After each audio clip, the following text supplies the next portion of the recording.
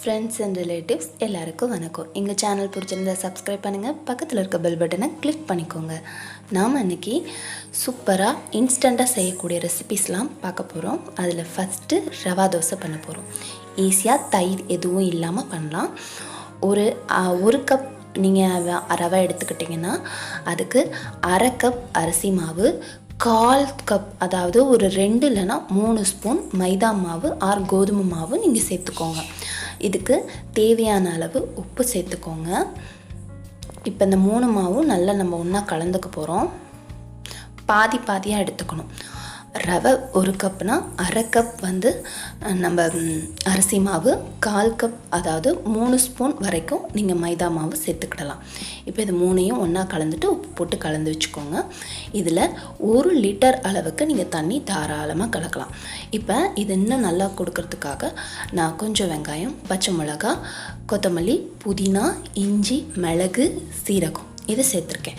நீங்கள் இஞ்சியும் கொத்தமல்லி அப்புறமா மிளகு, சீரகம் இது இல்லாமல் நீங்கள் இந்த ரவா தோசை செய்யாதீங்க. டேஸ்ட் இது போடும்போது இன்னும் நல்லா தூக்கி கொடுக்கும்.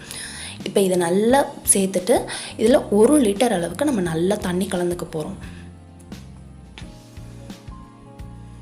இது 300 ml பிடிக்கிற கிளாஸு. நான் இதில் நல்லா கலந்துக்கிறேன். இதை நீங்கள் தோசை வார்க்கும்போது நீங்கள் ஒவ்வொரு தரையும் நல்லா கிளறி விட்டுக்கோங்க. இல்லைன்னா ரவை அடியில் தங்கிடும், கெட்டியாக நிற்கும். நல்லா ஒவ்வொரு தரையும் கலந்து விட்டு நீங்கள் தோசைக்கல்லில் ஊற்றணும். தோசைக்கல் எப்போவுமே ரொம்ப சூடாக இருக்கணும். நல்ல சூட்டில் வச்சுக்கோங்க. அப்போ தான், ஏன்னா இது ரொம்ப தண்ணியாக இருக்கிறனால ஸ்ட்ரைட்டாக நடுப்பகுதிக்கு வந்துடும் ஊற்றும்போது. அதனால் வெளியிலேருந்து ஊற்றுங்க. அது மேலே இறங்கி வர நல்லா சூடாக இருக்கும்போது நல்லா இறங்கி வர அது அப்படியே லேயராக ஃபார்ம் ஆகிடும். நீங்கள் தோசை வாத்துட்டு கொஞ்சம் ஒரு 1.5 ஸ்பூன் அளவுக்கு நீங்கள் அதில் எண்ணெய் விட்டிங்கன்னா நல்ல முருகலாக வரும். இது ரொம்ப ஈஸி. இந்த மாதிரி ஒரு சின்ன கப்பு மாதிரி வச்சுக்கிட்டிங்கன்னா உங்களுக்கு ரொம்ப ஈஸியாக இருக்கும். ஏன்னா ஒரு கரண்டியாக மோந்து ஊற்றும் போது உங்களுக்கு லேட் ஆகும். இந்த மாதிரி நீங்கள் 1 கப் எடுத்திங்கன்னா உங்களுக்கு கரெக்டாக இருக்கும். இந்த மாதிரி நல்லா போட்டு கலந்து விட்டுக்கோங்க. ஏன்னா அடியில் ரவை தங்கிடும். கல் நல்ல சூடாக இருக்கணும்.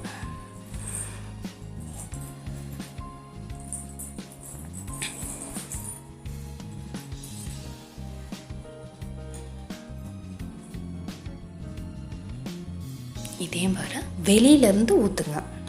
அது கீழே இறங்கி வரும்போது நமக்கு லேயராக ஃபார்ம் ஆகிடும். அங்கங்கே கேப் இருந்ததுன்னா அதை கொஞ்சமாக மறுபடியும் கொஞ்சம் விட்டு ஃபில் பண்ணிக்கோங்க. இப்போ அதில் நல்லா 1 ஸ்பூன் அளவுக்கு நல்லா எண்ணெய் விட்டுக்கோங்க. ஹோட்டலில் பண்ணுற மாதிரி ரொம்ப டேஸ்ட்டாக முருகலாக நல்லா வரும். தயிர் ஊற்றணும், புளிக்க வைக்கணும், ஊற வைக்கணும் அப்படின்லாம் இல்லை. ஒரு 10 நிமிஷம் இல்லைன்னா 15 நிமிஷம் ஊறுனா போதும். சூப்பராக முருகலாக ஹோட்டலில் பண்ணுற மாதிரி ரவா தோசை ஈஸியாக செஞ்சிடலாம்.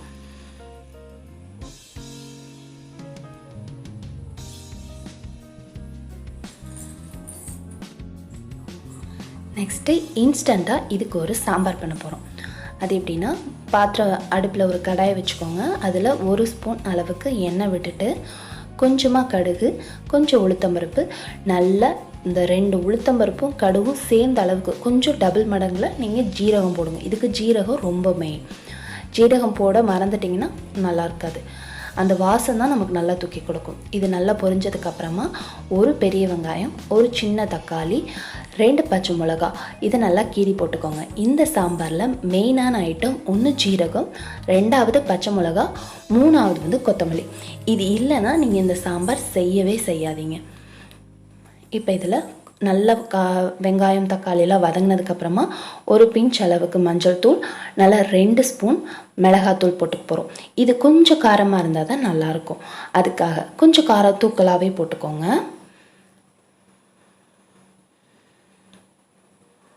இந்த மசாலா நல்லா வறுத்துட்டு கறியை விட்டுடாதீங்க. இதில் இப்போ நம்ம தண்ணி விட்டு நல்லா வேக வைக்க போகிறோம். தேவையான அளவு உப்பும் போட்டுக்கோங்க.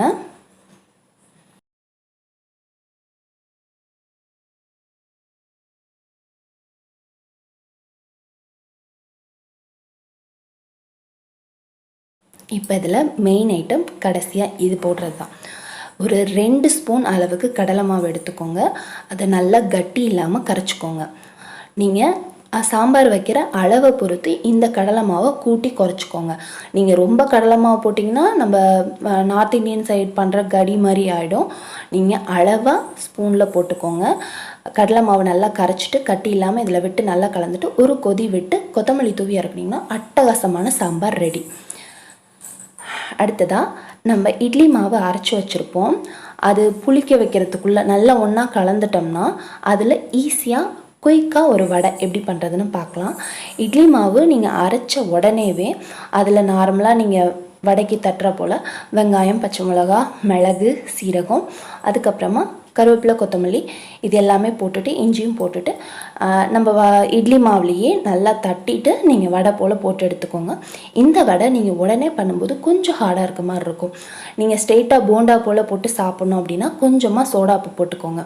அப்படி இல்லைன்னா நம்ம ஆல்ரெடி பண்ணி வச்சுருக்கோம் இல்லைங்களா இன்ஸ்டன்ட் சாம்பார், அதில் இதை ஊற போட்டிங்கன்னா ரொம்ப டேஸ்ட்டாக இருக்கும்.